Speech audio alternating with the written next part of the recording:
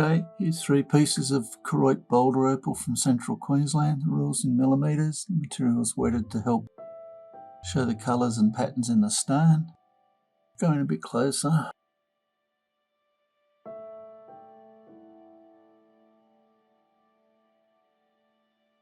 Okay, you can see the eye of colour there where it's been sliced through.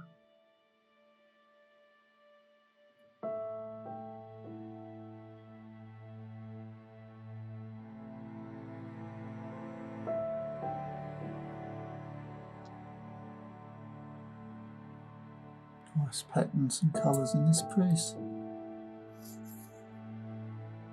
Nice and thick.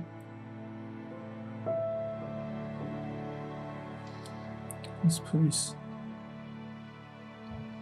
is off the end of a nut. It's the outside.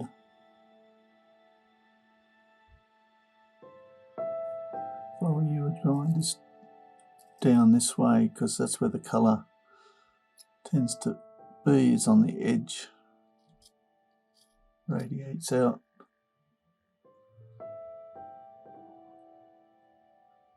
Nice patterns.